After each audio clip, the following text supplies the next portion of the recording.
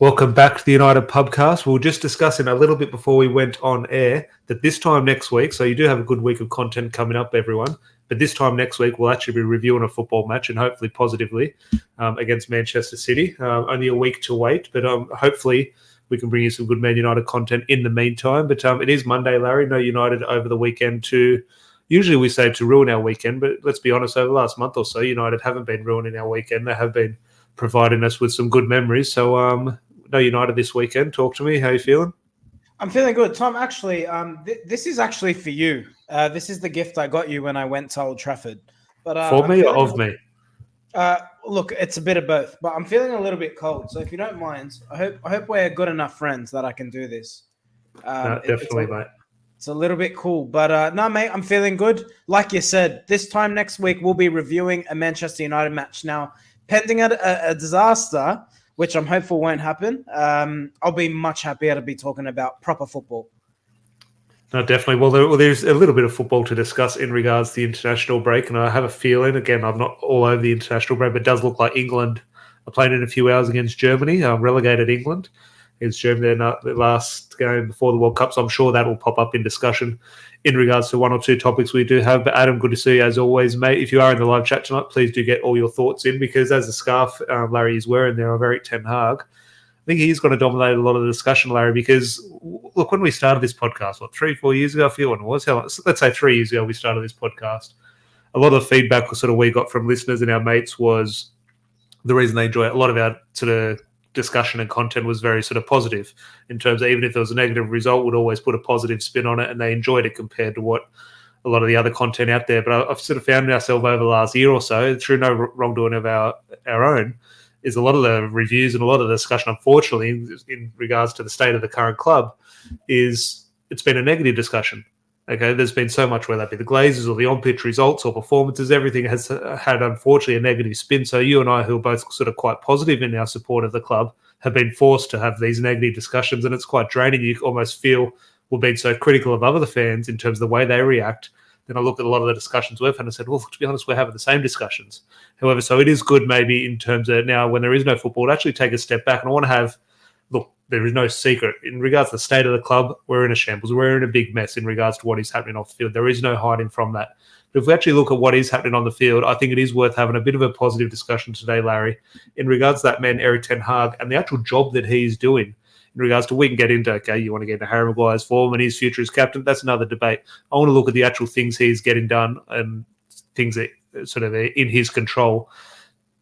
And he's improving. Like, in terms of when he's come in, Ralph Rangnick came in, was there anything? Ole Gunnar Solskjaer came in. Okay, he gave us a booster, but where did we end up? Okay, so Jose Mourinho sort of won us a couple of trophies. Where did we end up at the end of Jose Mourinho's reign? I look what Erik Ten Hag is doing, and ultimately we forget as a manager, they're also a coach. Now, different managers split up their duties, and some are sort of training ground coaches, other are managers who delegate the tasks in regards to coaching staff. But I want to have a proper discussion today on the actual coaching side of Erik Ten Hag and the huge difference I think this is making to Man United. Yeah, absolutely, Tom. And we'll get into those individuals in a moment's time. But I think that's the key to a good manager. I've said this before. I think the impact of a manager at times can be overstated.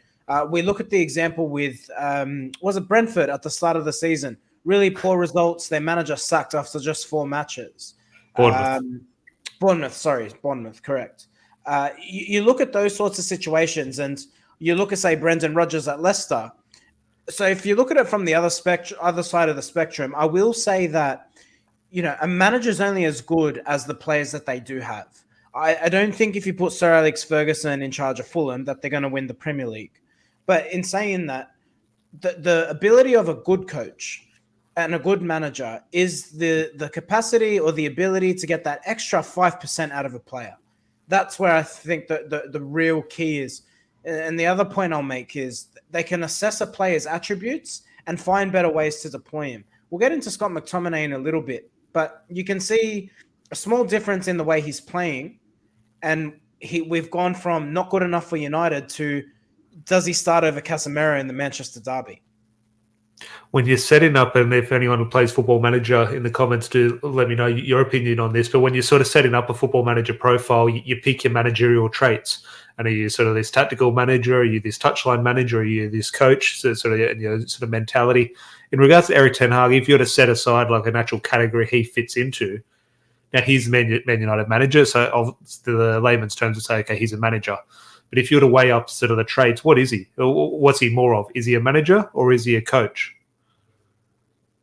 I'd say he's more of a coach. The fact he's on the pitch a lot of the time compared to Ole Gunnar Solskjaer, compared to Louis van Gaal. And also, when he made the squad run 13.8 kilometers, he joined in. So he's very much a coach. I just think because when I go back in terms of the sort of the drastic sort of comparison, Sir Alex Ferguson, he used to stand on the side and watch training. He wasn't involved in the actual coaching side of the things. Yeah, and I think that's exactly why he's got Steve McLaren next to him. I think Steve McLaren's more the man management side of things. I think Ten Hag, of course, there's an element of man management, but I think first and foremost, he is a coach. And you see that in the tactical way United set up compared to, say, Ralph Rangnick last season. Is everything now obviously different squads, different times, different players, different managers? It all calls for different needs in regards to sort of compiling everything together. So what's good for Manchester United now might not have been the thing suited 5 years ago. It might not. We might need something different from a manager in 5 years' time. Who knows how sort of landscape will play out. But what's more important for you, like whether that be just football in general or as a Man United fan, what do you need more of in the dugout? Do you need a Manchester United manager who is a coach, or do you need a Manchester United manager who is Sir Alex Ferguson in regards to managing a group of players and with a coaching staff by his side? Yeah, it's a really difficult one. I think man management is the most important factor in modern football. And I say that because personalities, I mean, even when I've grown up, I mean, I'm 28, you're a little bit older than me, Tom, but if you think of the players we saw growing up, with all due respect, I think the modern player is quite, for lack of a better term, more of a snowflake. I don't think they can handle personalities like a Roy Keane. They also didn't, but in saying that, players nowadays didn't have to contend with social media, which is very difficult. I think, if you're the players we watched up growing, if in fact, let's talk about United's latest or the last squad to win a premiership. They didn't have to contend with. I mean, Twitter and Instagram were coming to light, but they weren't anywhere near the level of growth that they're at now. And I think that plays a major role in the mentality of players. So it takes a real man manager to keep these players on track, not taking into account agents and entourage and social media following when it's going well for you. There's so many external factors now that can cause a player to completely. You talk about sort of that era, and that was obviously the 12-13 season. You talk about players potentially having to deal, which they didn't really have to do at the time, or definitely not to the extent they do now. But if you look at players obviously having to deal with criticism and attention over social media, and the role a manager can play in sort of directing the player away from that sort of a negative attention. Now, everyone's going to have a different opinion. I'm not saying he won a Player of the Year award or anything, or definitely was better. But in my opinion, see if you can read my mind, who do you think was the best defender, in my opinion, that season in the 12-13 season for Man United? It would have been Johnny Evans. It was Johnny Evans. Now, I'm just thinking now, if Johnny Evans was in the Manchester United team performing how he did in 12-13, now it wasn't the glamorous style of Nemanja Vidic or Rio Ferdinand or Scholes in front of him or Everett on the left or Raphael on the right. Johnny Evans was ever present in terms of the way he plays the game, though. He would have been crucified on social media because he wasn't Rio, because he wasn't, even if he was performing well, which he did very well that season. How would he have coped without a Sir Alex Ferguson in terms of Nemanja Vidic and Rio Ferdinand were better defenders than Johnny Evans? However, Sir Alex got the best out of Johnny Evans, which obviously benefited the team and obviously resulted in a title. And that's where we talk about man management. Let's go further up the pitch in the 12-13 season. Anderson and Cleverley at times playing in the heart of midfield. United won a premiership. Imagine those two players in Ralph Rangnick's side last season. Would have been much worse than what you saw out of Fred and McTominay. So it's really interesting. It's an interesting debate. And then you look at the other side where you look at, say, a Pep Guardiola, who I would argue isn't the best man manager, but he's so successful as a coach that I think the players buy into his philosophy because they view him as, this is guaranteed success. And therefore, if I'm winning here, even if I get a move on from Manchester City, I'll demand big money elsewhere because they're buying a premiership winner. So it's really interesting debate. No, definitely. Well, we'll move on to the individuals in regards to the Man United setup at the moment. But as mentioned, sort of actually surprised, not pleasantly surprised. You obviously guessed, read in my mind that Johnny Evans and George in the comments as well sort of picked Johnny Evans as my pick in the 12-13 season. So great minds think alike. Obviously, Johnny Evans is still kicking around now. All the best to him. But a player who I think was, remember when Louis van Gaal came in, there was this whole discussion around Phil Jones, Chris Smalling, and Johnny Evans. And Johnny Evans was the first to go, and I always thought he was the best out of the three. And not to sort of bash on Phil Jones, but the worst of the three is still at the club. The other two have sort of gone on, and Johnny Evans had a good career at Leicester City. Obviously won an FA Cup, and Chris Smalling has done well over in Italy. And the other one's still on the injured table at Manchester United. But we will sort of focus more on some of the positive individuals this season in regards, because there has been a few now. You can take away those first two games of the season as a collective whole in regards to it was a bad start to the season. But ever since then, performances, both the collective and individuals, have obviously improved and increased. So my main discussion, obviously, you can see by the image in the thumbnail in regards to Diogo Dalot and Scott McTominay, I think are two sort of prime candidates in regards to standing out as two players who have improved. Whether improved, when we touch on Diogo Dalot, I want to go a little bit further back, because I think his form sort of started not off the back of Solskjaer getting sacked, but obviously in that transition period. I think he's someone who stepped up in the new sort of Ralph Rangnick era. So I'd love to get your thoughts on there. But we'll start on Scott McTominay, because look, at the start of the season and sort of in pre-season, obviously the end of last season as well, he was sort of one of those players who it wasn't even dividing the fan base, Larry. I think it was 90% or 80% against him in regards to looking for a future without Scott McTominay. So he did have a very sort of steep uphill battle to climb. Now, he has climbed that through pre-season, had a good people discuss performances. I felt he had a good pre-season in regards to fitness-wise, getting through the minutes sort of thing and sort of adapting to Erik ten Hag's style of play. Take away the first match against Brighton, which I thought he was woeful. He gets criticised a lot for that 4-0 defeat against Brentford. He didn't play. He came on at halftime when we were already 4-0 down. And then he came on and, I don't want to say steady the ship, but he gets blamed for that 4-0 defeat so often, which he did play no part in.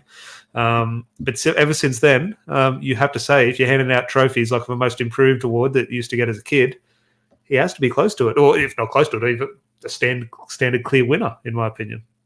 Well, he's another one of those players who is undefeated since the Brentford match.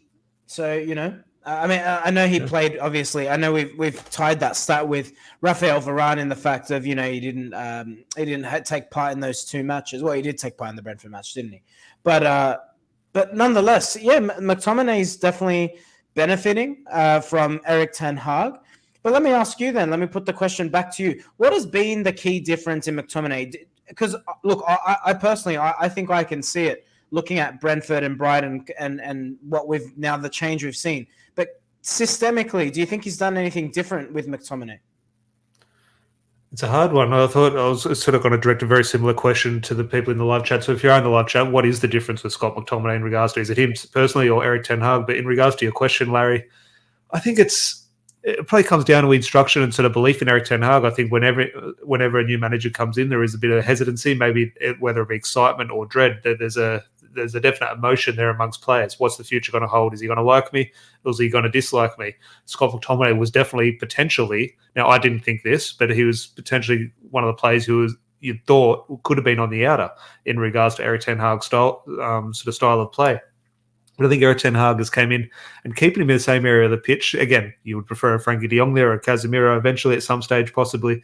But in regards to the tools we have there at the moment, he's in the same area of the pitch, but he's not been given the same instruction as Ralph Rangnick gave him or Ole Gunnar Solskjaer gave him. He's not been told to pick up the ball off the back four and dictate play with Fred. That's not being given. That's not the instruction anymore. His instruction is very simple. Play, or I say this, I haven't heard Erik ten Hag's team talk, but from what I can see, it looks like he's get the ball. Can you find Christian Eriksen?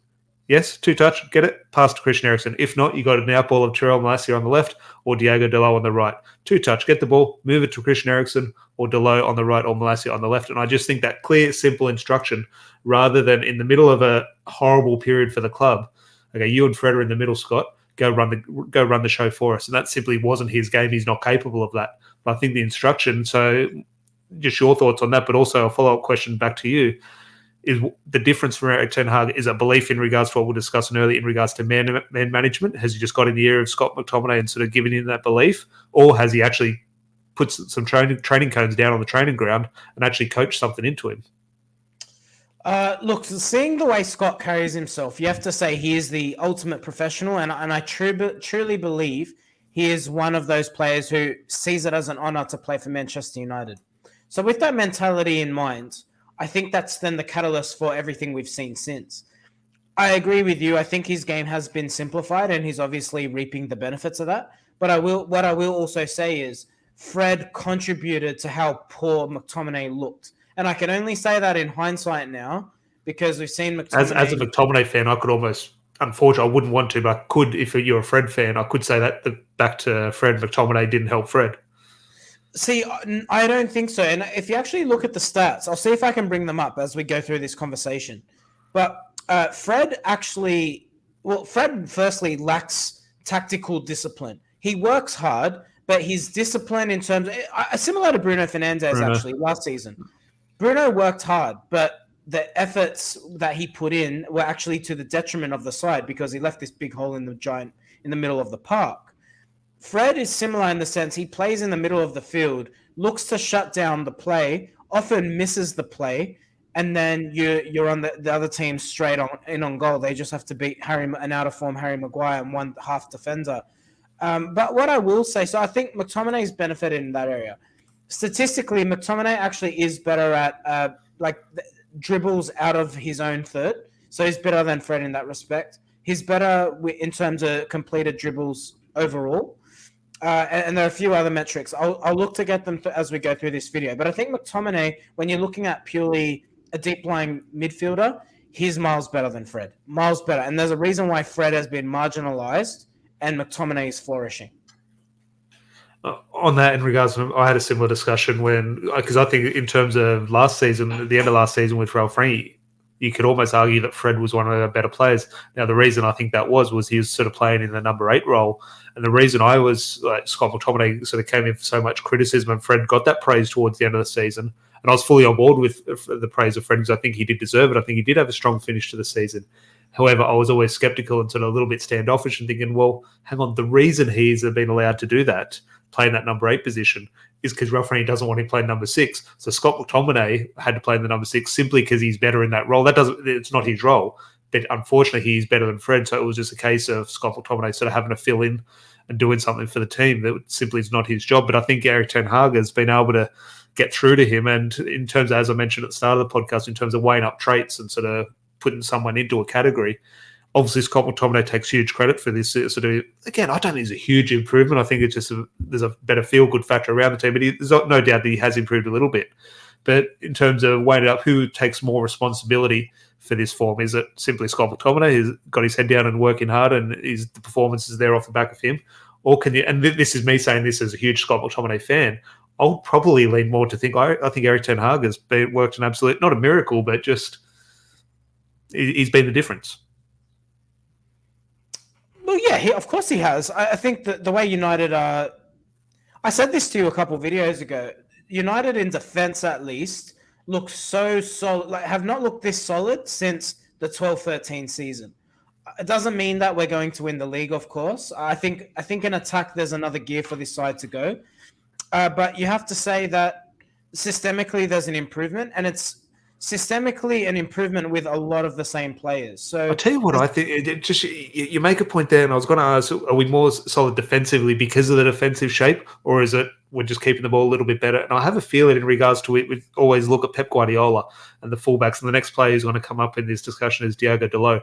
And we look at Pep Guardiola as why does he play his fullbacks in the middle of the field? Like there was a huge thing when that sort of came into why is he doing that? And you obviously heard one or two sound bites. A huge thing in regards to Pep Guardiola, which obviously we're doing now with Malacia and Diogo Dalot, is having those fullbacks in the center of the field when you have the ball. Is 9 times out of 10 when you lose the ball, it's got to be in the middle of the field. Now, if you have 2 extra bodies there, you can obviously have a far greater sort of sense of sort of winning the ball back during transition if you have more bodies there. So I'm looking at, are we better defensively just because better defenders, Varane and Martinez and Diogo Dalot, they're good defenders, or is it in terms of the way we're playing the game on the front foot going forward? It's kind of just, not, I wouldn't say suffocating teams, I don't think we're at that stage yet. However, in regards to a Manchester City mould where we have numbers there in regards to the way we're attacking, we're not as vulnerable when in transition. So yes, that is technically a defensive aspect of the game, but it's set up in regards to the way we're attacking. I'm just thinking, can you see that? Are we stronger defensively because of the way we're playing football? No, I think it's a little bit of both. I think systemically there's definitely been an improvement. It's made things more compact. There's no debating Martinez and Varane statistically better than Maguire and Shaw. I mean, on average, you look at United in terms of how many goals we're conceding. I know it's a smaller sample size, but compared to last season, just in purely in chances conceded, the metrics are down.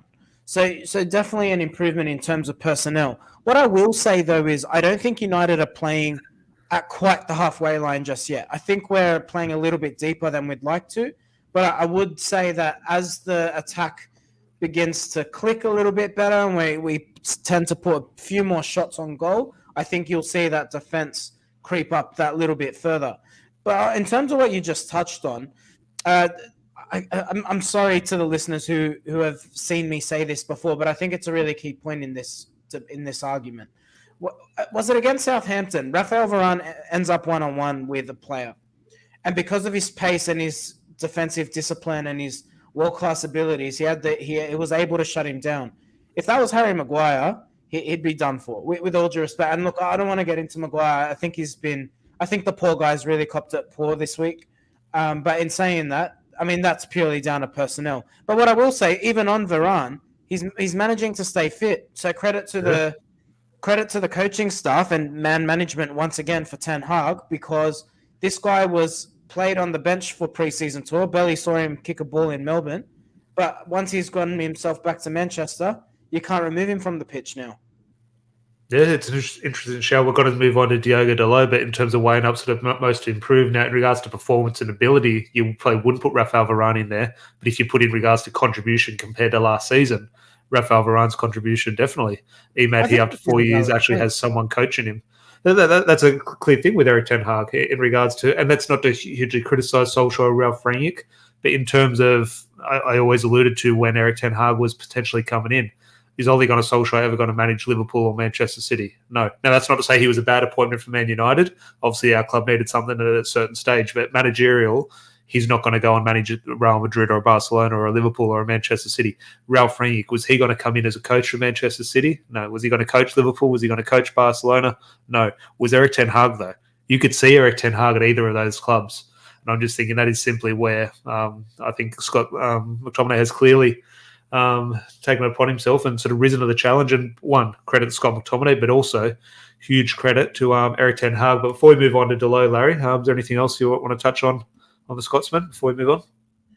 May he keep on killing it the way he's going. Well, it's only a very, very... And look, as a huge fan of him, it's been a couple of weeks. The huge challenge is to continue this. If he has the 6 weeks of bad form now, we're going to be looking back thinking, what on earth were we discussing back in September? But fingers crossed he can get his form.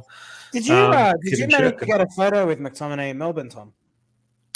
I met him. I didn't have my phone on me at the time. So, yeah, I just shook his hand and, yeah. I don't know why didn't I have my phone on me. I remember at the time I said, I didn't have my phone on me. I think someone took it to do something for the supporters club, a phone call or something. Just one of those things. But he did sign the flag. I think people have seen the Scott McTominay United DNA flag. He did sign that for us.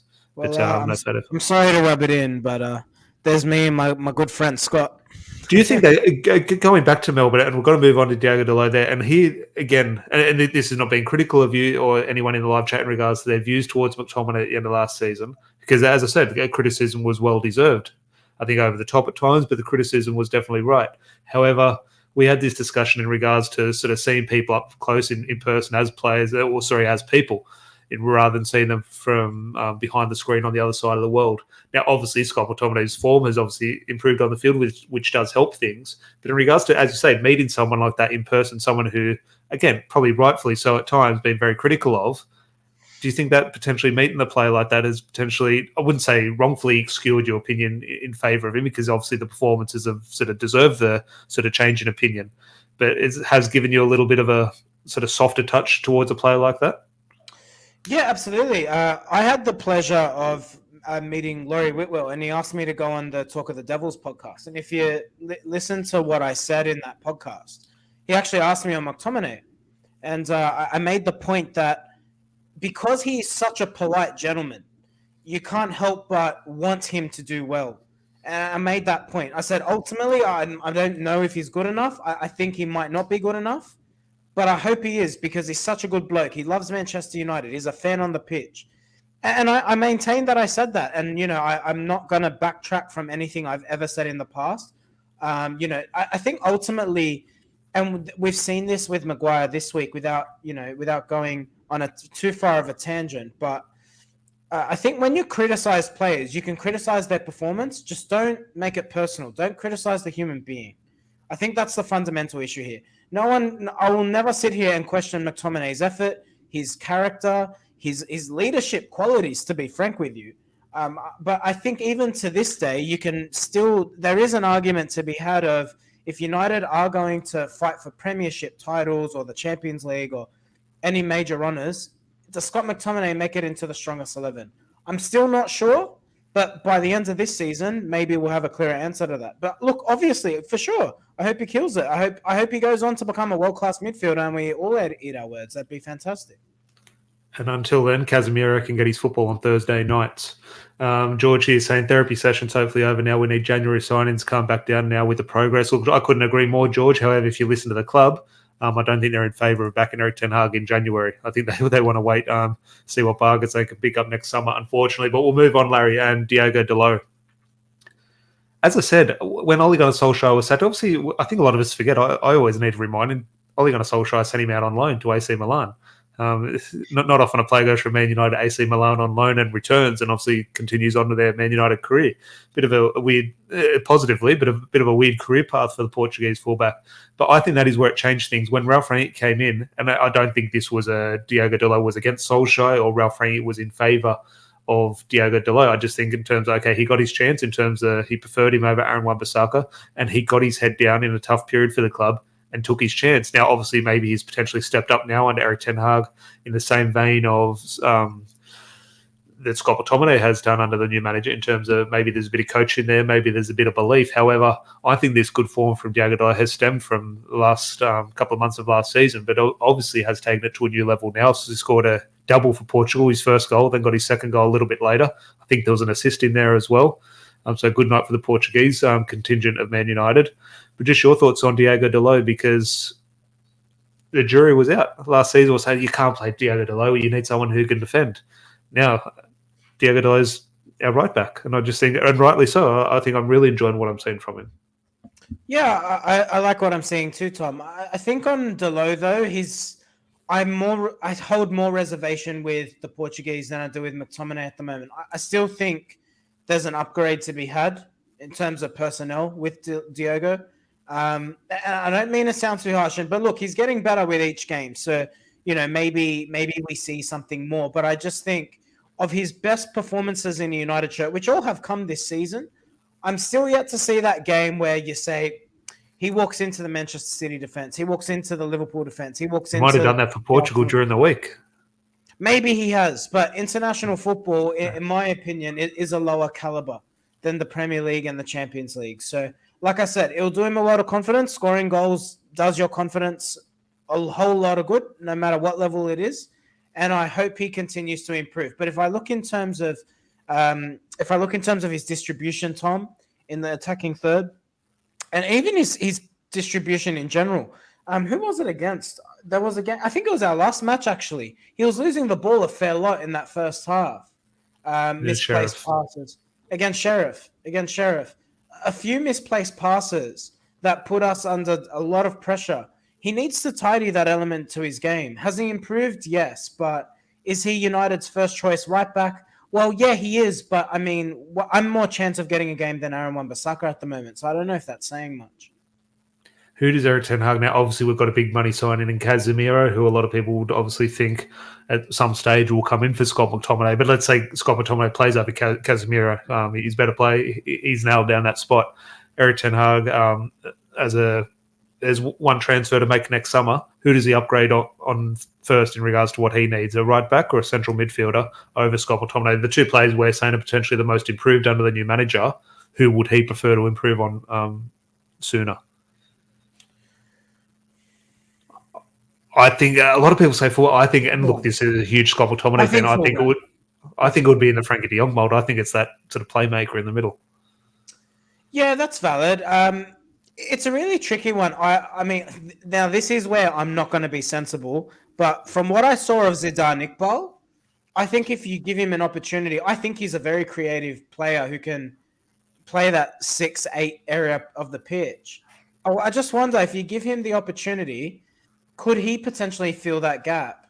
We're not going to sign a Frankie de Jong, and I think that's key. And the other factor is just looking at the comments of John Murtagh and Richard Arnold in last week's shareholders meeting, whatever it was called. Just looking at their comments, Tom, how much is a world-class midfielder going to cost you now? Yeah.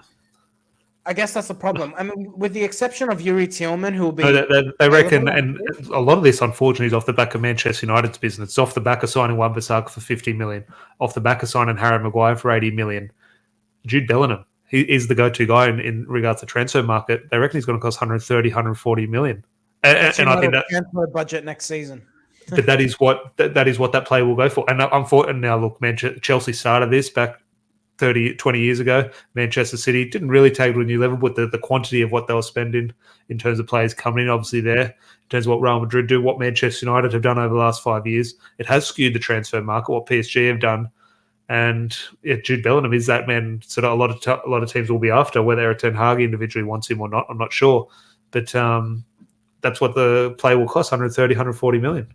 I like Bellingham. I love Bellingham, actually. But is he in the mold of what United are looking for? I think we want a 6. I'm going to say we want a 6. Someone who can get the ball from the back four and play forward. Someone who's... It's hard to really, with this 6-8... Midfielders are different nowadays. I think you want someone who can just do a little bit of both. I'll call it a box-to-box midfielder. Just looking at Bellingham... He's a great goal scorer. Is he the creative outlet, though? Just from what I've seen of him, and I've seen a chunk of him, a lot in the Champions League, I will admit. I don't know if he's quite what United are after exactly. I think it's hard in midfield in terms of we either want the 6 who dictates play like Michael Carrick, or we want a creative number 10. I think it's a sort of dying art in terms of an old-fashioned central midfielder. Box to box, someone that gets up, that does both things. And when we do see one of those, whether that be, in my opinion, now to a different level, maybe Scott McTominay, or what does he really offer? You can improve. No, you still need, at some stage, you do need a central midfielder who does both sides of the game. And I think that is, from, as I said, my limited knowledge of Jude Bellingham, that is what I do see from the young Englishman. Fingers crossed he does go on to have a good career, whether obviously not at an English club. I do wish that, if he does arrive at Old Trafford, but definitely not if he ends up at the Etihad or Anfield, which is unfortunately potentially likely. Look likely. George here saying, why does my brain go to Pogba? Look, Pogba, at the end of the day, he should have been, unfortunately, and through some mismanagement, through his own doing as well, just in terms of the collective, should have been the best in the world. Behind Ronaldo and Messi, Paul Pogba should have been that Ballon d'Or player. Unfortunately, it didn't work out for him. The rest is history, unfortunately, Larry. But in regards to, we said Scott McTominay, Diogo Dalot. Before we wrap up, is there anyone in regards to, if you're handing out a most improved award, is there any other sort of shouts? So we've obviously touched on Rafael Varane, maybe not so much in regards to performances or ability, but the ability to stay fit has obviously contributed a lot more. But any other names spring to mind that Erik Ten Hag is working his magic with? Marcus Rashford. Just showing his best football in over 18 months. Have you seen anything different with Marcus? Like, I'm not saying I think he's played well. Have you seen something different in terms of the way he plays the game, though? Well, I don't think he needs to play the game any different. I think all the attributes are there. But what I will say is, when a player's confidence is shot as bad as his confidence was, and you could see it. I mean, the player we saw last season, that guy wouldn't get into any Premier League sides. Yeah. He was that bad. I think he's doing really well to build his confidence up. And I think there's a level for Rashford to go to yet. I don't think we've seen the best of him anywhere near it, to be honest. The fact he's managed to score 3 goals and get 3 assists and is playing, I'm going to say, to about 60% of his potential. I'm going to say he's done well to get Rashford's confidence back out of him. And he's got him playing a little bit more within a system. I think Rashford, and you and I have both been critical of him in this respect, not the most intelligent footballer. but I think he's found a way to get him I playing. think that when Erik Ten Hag came in, we did all those podcasts. Which players are going to suit him? Which players is he going to sell? Which players are you going to rely on? And the first name I said he's going to rely on is Scott McTominay. So I can sit back as one of my few predictions I got right. Say I was right on this one. I thought one player he wouldn't rate and I wouldn't trust is Marcus Rashford. Now we talk about football and what's been the difference is sort of Erik Ten Hag's coaching or his management. I think what he has done well or extremely well with Marcus Rashford is simply that management. I still think player-wise, in terms of the way Marcus Rashford plays the game, it's not perfectly suited to Erik Ten Hag, and I don't think Erik Ten Hag is getting exactly what he wants out of Marcus Rashford. However, a huge part of Erik Ten Hag's job, and what I'm sort of potentially most pleased with, is the management. Because as you say, Marcus Rashford, unfortunately, his confidence was just shot, and Erik Ten Hag has been able to get in his ear, whether that be through the press conferences in a public manner or behind the closed doors in a private setting. I think management-wise, is you're potentially right, working wonders with Rashford as well. That's it. But look, I think time will tell. I think if we do this video in 3 months' time, I think there could be a case to say Anthony Martial.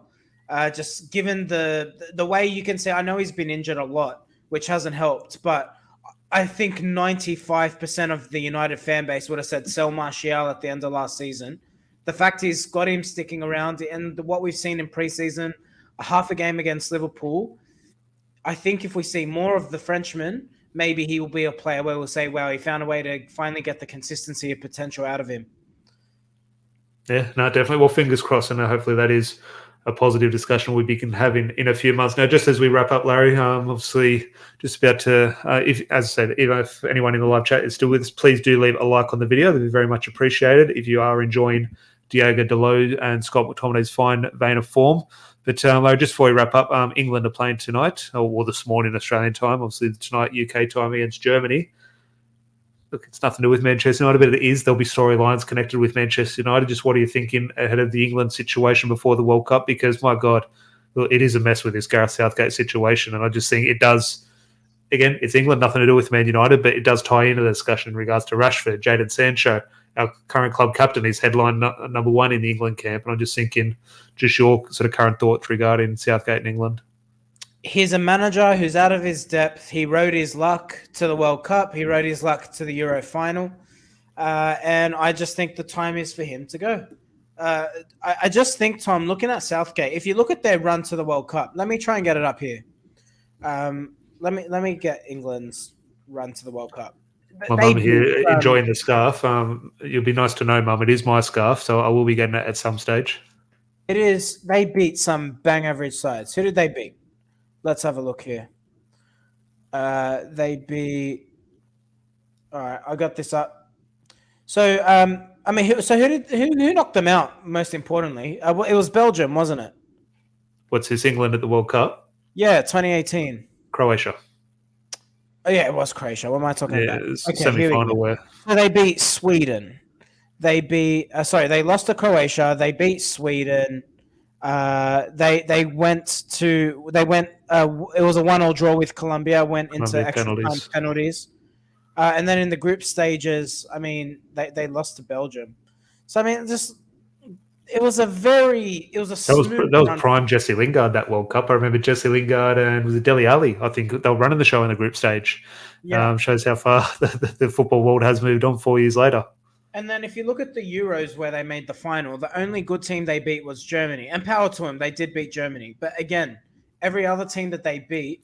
I think the last couple of years, in regards to that, I still have that Euros as a part of COVID football. It was all over the Europe. It wasn't in one specific country. It was stadiums of 60% full. It was not quite a proper international tournament. Yeah, and that's the thing. I look at all these things and I say, okay, so he rode his luck. He managed to get to a semi-final. He got to a Euro final. He's got no trophy to show for it. He's now decided to be loyal to bang average players and not reward good players, informed players. And especially when he said he's going to pick informed players. And you know what? You reap what you sow. There's a lot of similarities with what Solskjaer did toward the end of his run and what we're seeing out of Southgate right now. We look at, and my last point, which I wouldn't disagree with, my last point, just as we wrap up, obviously we can have another discussion in regards to Jadon Sancho and Marcus Rashford and their potential chances. Obviously, Rashford was injured. Sancho was in good form, but not selected. We can discuss their chances of going to the World Cup later. But obviously, and we don't like to admit this at the moment, but our current captain, Harry Maguire, is sort of headline number one at in the England camp. I'm just thinking, now, yes, we want to see Martinez and Rafael Varane play every single week, but it's obviously Harry Maguire is part of the squad, whether we like that or not. So he's going to have to play at some stage of this season, whether through replacement or through squad rotation. I'm thinking this attention, I wouldn't say the attention, but Gareth Southgate picking him and placing this trust in him, is this a good thing for Harry Maguire or a bad thing in regards to a Manchester United lens? Or is this just adding more piling on more pressure, piling on more attention, and it's not what he needs? Well, Tom. It's only a bad thing if he plays badly, and he didn't play well. That's the problem for him. Maguire's in a really awkward spot where he needs games to get his form back. Sir Alex Ferguson wouldn't let him go on international duty. I don't think Sir Alex Ferguson would play him. Oh no! But given the situation, he wouldn't send him to England. I guarantee. No, he'd manufacture an injury and make him stay at the club, and he'd probably send him on a holiday and be like, "Forget about football for 4 weeks and then come back and then we'll talk." Yeah. He's in a really difficult spot, mate. I'm like, on a human level, I genuinely do feel bad for him. Well, it's another discussion. I'll let you go. I know you do need to head off, but in regards to the criticism, 100% is rightfully deserved. A lot of it is brought on by himself, which just sort of doubles that criticism. But it has got to the stage now. It's gone over his the top. Career. Well, yeah, it's gone way over his the top. Career. He's on a very bad slope. Yeah. I don't know what his next move is after Manchester United, but I think he'll do well to stay in the Premier League. Well, you look at a Chris Smalling and other players. Who's the other one went over to Italy? Yeah, but Smalling had pace and physicality, and like Smalling's deficiencies were on the ball. I think with Maguire. But no, I'm just thinking from a personal level in terms of revitalising your love of life and sort of then go play in Italy or go play in Spain or something, just sort of recharge the batteries elsewhere, because wherever he goes in England, no club's going to want him, even if he's a great signing for them. He just, as I said, unfortunately, he just brings this attention, brings this sort of meme, sort of culture wherever he goes. So he's not going to endear himself to any new fans. But that is a discussion I'm sure we'll be having. Look, we'll very likely be having a Harry Maguire discussion tomorrow after he either scores an own goal or scores a goal against Germany. One of those two things are definitely going to happen. But until then, Larry, it has been a pleasure chatting all things Erik ten Hag and Scott McTominay. Yeah, mate. And in tribute to Harry Maguire. Yeah, well, even that's coming in for a lot of criticism now. You're probably not allowed to touch your hair throughout the game. But that adds weight to my discussion. There's so much over-the-top criticism, in my opinion. But you did do that very well, Larry. If you did like that little move, please do leave a like on the video. That would be great. If you could subscribe if you're new, be much appreciated, because we'll be back live either this time tomorrow or the next day. And until then, have a good one, and we'll chat to you soon. Cheers. Cheers.